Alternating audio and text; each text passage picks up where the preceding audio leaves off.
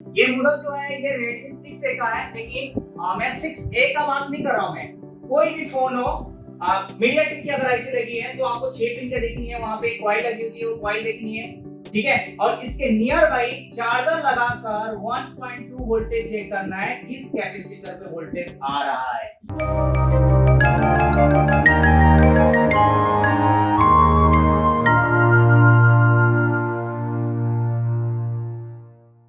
Hello दोस्तों, एक बार फिर से मल्टीटेक के YouTube चैनल में आज आप लोगों का फिर से स्वागत है।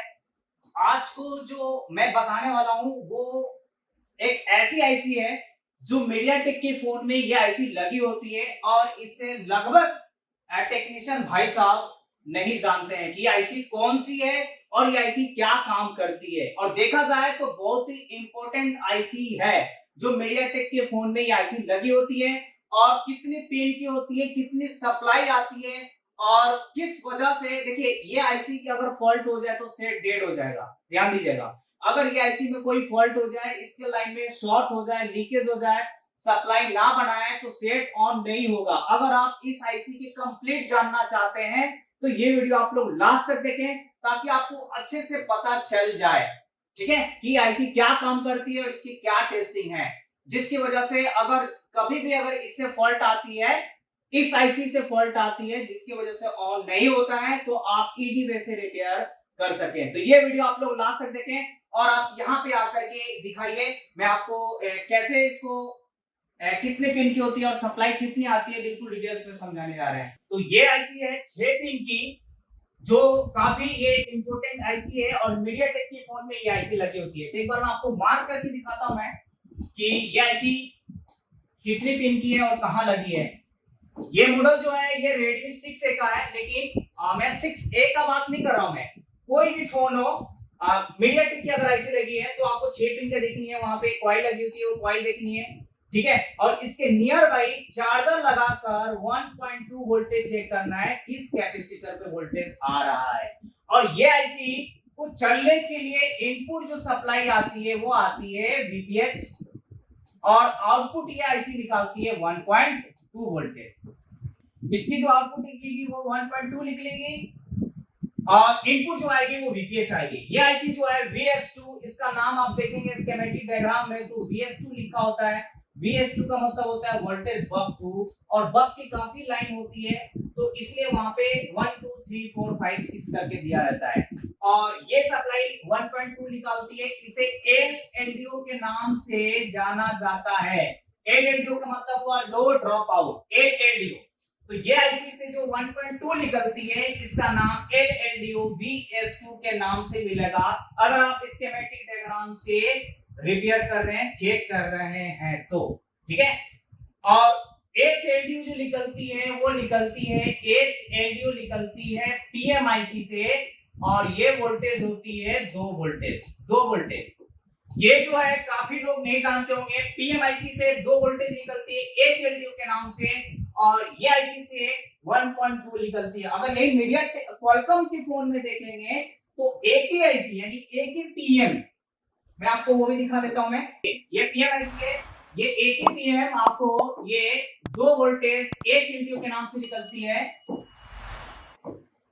ये पीएम आईसी है और यहां से 2 वोल्टेज निकलती है, ठीक है, 2 वोल्टेज HLDO के नाम से, HLDO के नाम से। यहाँ पे कॉइल जो लगी है सारी ये आपकी बक लाइन है, बक के लाइन यहाँ से सप्लाई आउटपुट होती है और जो आपका 8 पिन की जो आईसी लगी है उस आईसी से आपका निकलती है 1.2।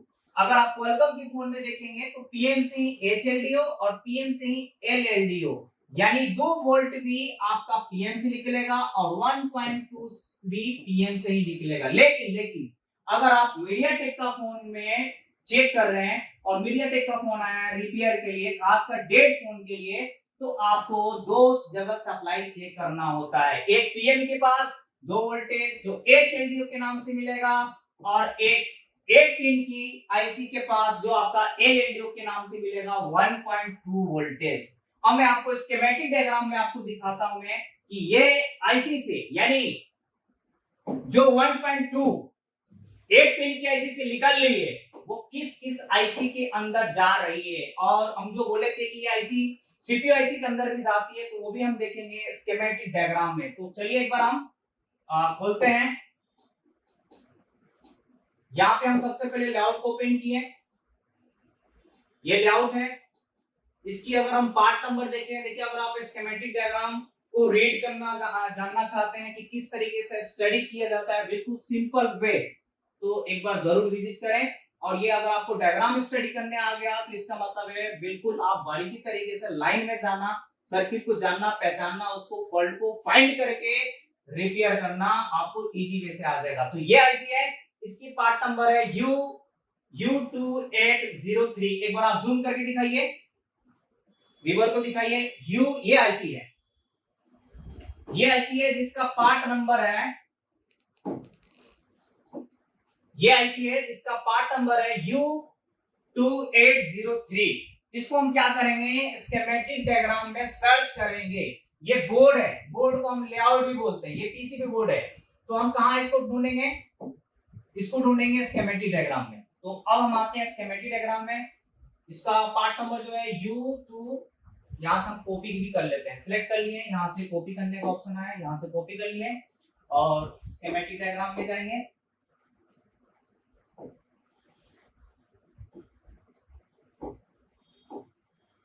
ये स्कीमेटिक डायग्राम में आ गए, सर्च में आते हैं, यहां पेस्ट करते हैं, यहां आपकी पूरी डिटेल्स समझा देगी ये कहां जा रही है, ये कौन सी आईसी है।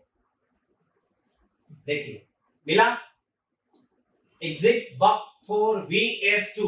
तो ये 8 पिन की आईसी है जो कि 7 नंबर पिन पे इस आईसी को चलने के लिए जो वीपीएस पावर आ रही है वो आ रही है आपका वीपीएच।